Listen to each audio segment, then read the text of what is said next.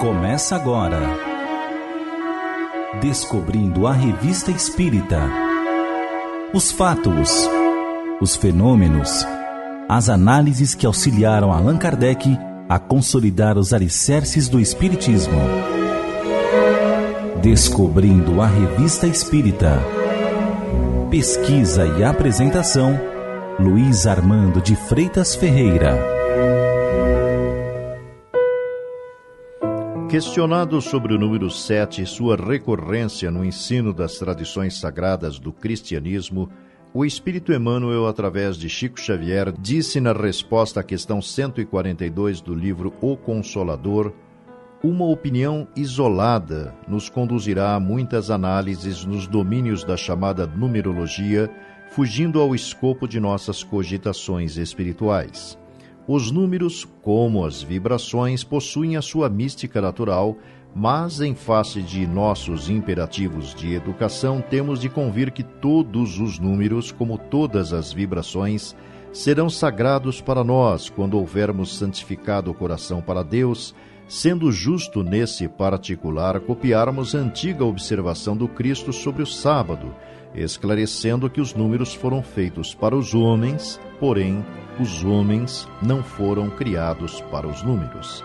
A propósito, Allan Kardec já havia se pronunciado a respeito em longo artigo incluído na Revista Espírita, edição de julho de 1868, intitulado A Ciência da Concordância dos Números e a Fatalidade, dizendo não ter ainda se dedicado mais demoradamente sobre o assunto, reconhecendo existirem casos sugestivos sobre concordâncias singulares e as datas de certos acontecimentos, não ver razão para tal coincidência e que, porque não se compreende uma coisa, não é motivo para que ela não exista, visto que hoje é utopia, poderá ser verdade amanhã.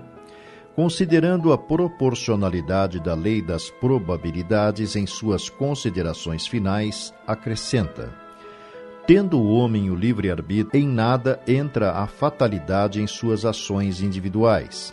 Quanto aos acontecimentos da vida privada, que por vezes parecem atingi-lo fatalmente, tem duas fontes bem distintas.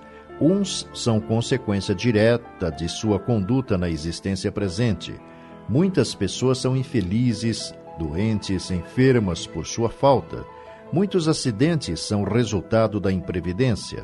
Ele não pode queixar-se senão de si mesmo e não da fatalidade, ou, como se diz, de sua má estrela. Os outros são inteiramente independentes da vida presente e parecem, por isto mesmo, devidos a uma certa fatalidade. Mas, ainda aqui, o Espiritismo nos demonstra que essa fatalidade é apenas aparente e que certas posições penosas da vida têm sua razão de ser na pluralidade das existências. O espírito as escolheu voluntariamente na erraticidade antes da sua encarnação, como provações para o seu adiantamento. Elas são, pois, produto do livre-arbítrio e não da fatalidade. Se algumas vezes são impostas como expiação por uma vontade superior, é ainda por força das más ações voluntariamente cometidas pelo homem em existência precedente, e não como consequência de uma lei fatal, pois que ele poderia ter evitado agindo de outro modo. A fatalidade é o freio imposto por uma vontade superior à sua e mais sábia que ele em tudo o que não é deixado à sua iniciativa. Mas ela jamais é um entrave no exercício de seu livre-arbítrio no que toca às suas ações pessoais. Ela não pode impor-lhe nem o mal, nem o bem. Desculpar uma ação má qualquer pela fatalidade, ou como se diz muitas vezes pelo destino, seria abdicar o julgamento de Deus que lhe deu para pesar o pró e o contra, a oportunidade ou inoportunidade, as vantagens e os inconvenientes de cada coisa.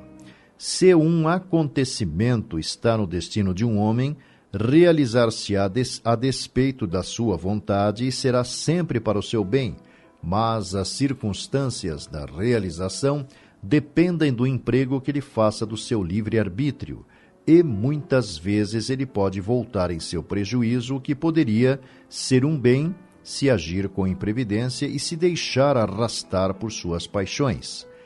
Ele se engana mais ainda se toma o seu desejo ou os desvios de sua imaginação por seu destino.